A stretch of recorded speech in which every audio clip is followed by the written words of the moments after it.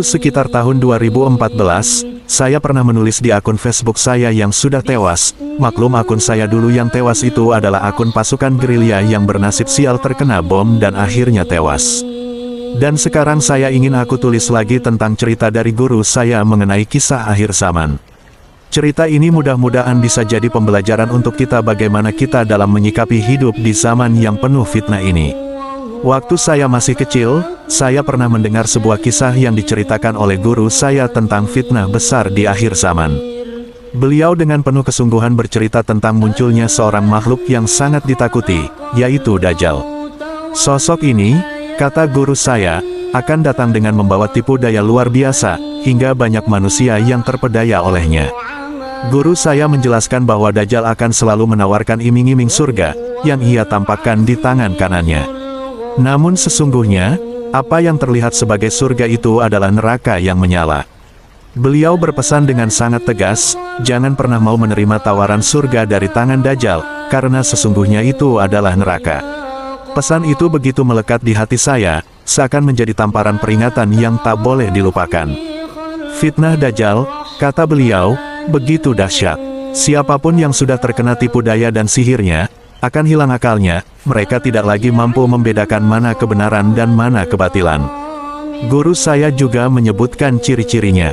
Dajjal itu bermata satu, namun bukan dalam arti secara lahiriah memiliki satu mata saja, melainkan ia hanya mampu memandang dengan sebelah mata, dengan pandangan yang sempit.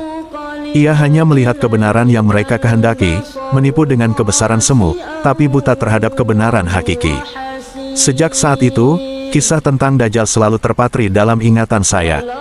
Bukan sekadar cerita, tetapi peringatan yang membuat saya sadar bahwa di akhir zaman, iman dan keteguhan hati adalah satu-satunya benteng untuk selamat dari fitnah yang paling besar itu. Karena itu pesan guruku teruslah meminta perlindungan kepada Allah Subhanahu wa Ta'ala. Allahumma, ini, a'udzubika, min azabil qabri, wa min azabinar, wa min fitnatil mahya wal mamat, wa min fitnatil masyihi dajjal. Mengakhiri cerita dari guru saya yang membuat hati saya lega, beliau mengabarkan bahwa pada akhirnya Dajjal bisa dikalahkan. Suriah, Irak, Libya, dan negara-negara Timur Tengah porak-poranda oleh Dajjal, tapi Indonesia ada NU, insya Allah Dajjal terkapar tak berdaya. Di Palestina, Hizbut Tahrir, Ikhwanul Muslimin, dan FPI bersatu berperang melawan Israel atas nama Islam, tapi lain lagi di Suriah, mereka bersama pemberontak ISIS. Israel dan Amerika Serikat menggulingkan Bashar Assad dengan tuduhan Syiah dan pro-Iran, padahal Bashar Assad dan mayoritas warga Suriah adalah Sunni, dan anti-Israel. Mereka bantai sesama Islam tanpa rasa bersalah dan berdosa, sebagaimana di Irak, Libya, Afghanistan, dan Yaman. Di Palestina, mereka menembakkan rudal 3.000 sampai 5.000 rudal berhulu ledak tinggi menghancurkan gedung dan fasilitas umum dan korban rakyat sipil. Tua muda, anak-anak, mereka bantai tanpa merasa berdosa, dan mereka tidak memperhitungkan dampak balasan serangan balik yang akan terjadi pada rakyat Palestina. Sungguh mereka Dajjal yang digambarkan bermata satu dalam arti tidak punya peri kemanusiaan padahal Islam melarang perang yang dapat menimbulkan korban rakyat sipil, ibu-ibu dan anak kecil yang tidak berdosa. Mereka hari ini selalu berkedok demokrasi merongrong pemerintah, memfitnah, menghasut atas nama bela Islam seakan-akan mereka paling benar dan memegang kunci sorga. Padahal sesungguhnya mereka anti-demokrasi dan anti-nasionalisme, tujuan mereka adalah mendirikan negara Islam khilafah, sekalipun harus mengorbankan darah sesama Islam, Islam di luar paham mereka dianggapnya kafir, makanya mereka merasa tidak berdosa memfitnah, membunuh lawan politik mereka, sebagaimana kebencian mereka terhadap pemerintahan Pak Jokowi dulu. Ingatlah, sesungguhnya bila Dajjal itu menampakkan wajah aslinya, pasti orang akan pergi menjauh dan lari terbirit-birit menghindar, tapi bukan iblis bila tidak licik dan pandai berkamuflase, sehingga manusia yang lemah akalnya terperdaya olehnya.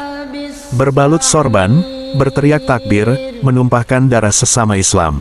Sadarlah wahai saudaraku, karena aku yakin 100%. Kelompok Islam seperti ISIS, Al-Qaeda, Jabhat al-Nusrah, yang sekarang ingin merubah menjadi negara khilafah adalah pasukan Dajjal yang nyata.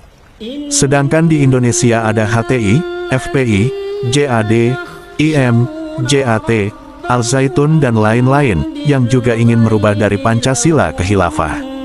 Oleh karena itu, keberadaan ormas inilah sehingga ada salah satu pengamat dari Amerika, memprediksi Indonesia di tahun 2030 akan hancur lebur. Simbol mata satu juga menjadi simbol The Eye of Providence, terdapat di lambang negara Amerika Serikat dan uang $1 Amerika Serikat.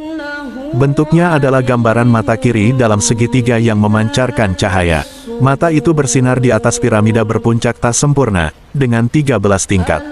Apakah cerita Dajjal terkait dengan The Eye of Providence atau tidak, saya tidak tahu.